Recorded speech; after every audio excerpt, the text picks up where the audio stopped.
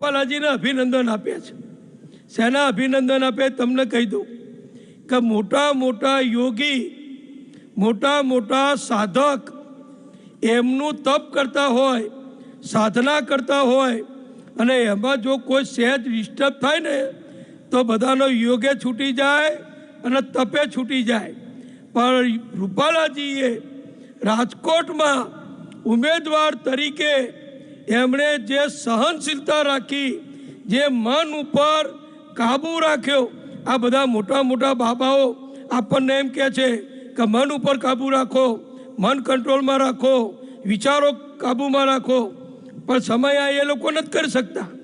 પણ રૂપાલાજી નથી સાધુ, નથી રૂપાલાજી યોગી, પણ રૂપાલાજીએ એક યોગીને અને સાધકને પણ શીખવાડે એવી શાંતિ જે આ ચૂંટણી દરમિયાન જે એમના ઉપર આરોપ થયા, જે આંદોલન થયા, જે રેલીઓ નીકળી, બધું થયું, આખી દુનિયાએ જોયું।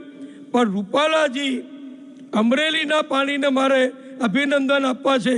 હું માનું તમે બધા એવા શાંત મગજના ચોક્કસ હશો, તમે શાંત જ છો બધા। અમારા બાજુના કંઈક હોત તો કદાચ જુદું હોત, અમે આટલું મનને કંટ્રોલ ના કરી શકીએ, પણ રૂપાલાજીએ જે કંટ્રોલ કર્યો એ કંટ્રોલ તો હું એમ કહું કે એક રાજકારણીને પણ એક યોગી કરતાં ઉપર જાય એ કક્ષાનો એમણે જે મન ઉપર કાબુ રાખ્યો છે એ બદલ એમને અભિનંદન આપું છું। આમ તો અમરેલી તમે બધા હોશિયાર છો।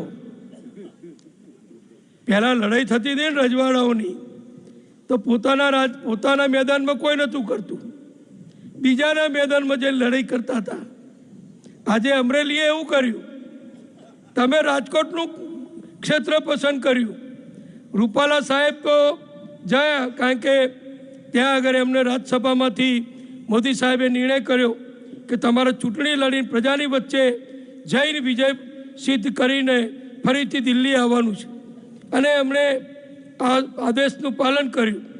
પણ બીજા જે લોકો સહન ના કરી શક્યા અમરેલીના વિકાસને, અમરેલીના એક વ્યક્તિ જે મોટો થાય તો એને આપણે મોટો કરવો જોઈએ, એને મદદ કરવી જોઈએ। એના બદલે તું જા, તારી પાછળ તમારી પાછળ હું આવું, પણ તને છોડવું નહીં, એ કહેવાવાળા અહીં કંઈ લેવા દેવા નથી। રાજકોટમાંથી કોઈ આમંત્રણ નહોતું।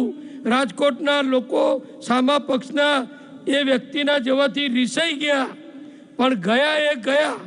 હવે રૂપાલાજી ત્યાં રહેશે અને ભાઈ વાતે ગાતે તમારી બધાની વચ્ચે રાજકોટની જનતા એમને પ્રેમથી પાછા મોકલશે, એટલે એની તૈયારી પણ તમે રાખજો। એટલે તમને તો બે નેતા મળશે, દિલીપભાઈ તો મળી ગયા, રૂપાલાજી હતા ફરી મળશે। એટલે આ બધો વિકાસ જે થઈ રહ્યો છે એ મોદી સાહેબના નેતૃત્વમાં થઈ રહ્યો છે, સહકારી ક્ષેત્રનો અમિતભાઈના નેતૃત્વમાં થઈ રહ્યો છે। ત્યારે એને પણ માન્ય દિલીપભાઈ આગળ વધારે અને લાખો કરોડો ખેડૂતના આશીર્વાદ પ્રાપ્ત કરે અને એમનું જીવન ખૂબ સુખમય, તંદુરસ્તીમય અને સ્વાસ્થ્યમય નીવડે એવી પ્રાર્થના સાથે મને અહીંયા મહેમાન તરીકે આપ સૌની વચ્ચે બોલાયો એ બદલ અમારા સૌ સહયોગીઓનો ખૂબ ખૂબ આભાર। અસ્તુ, ભારત માતા કી જય।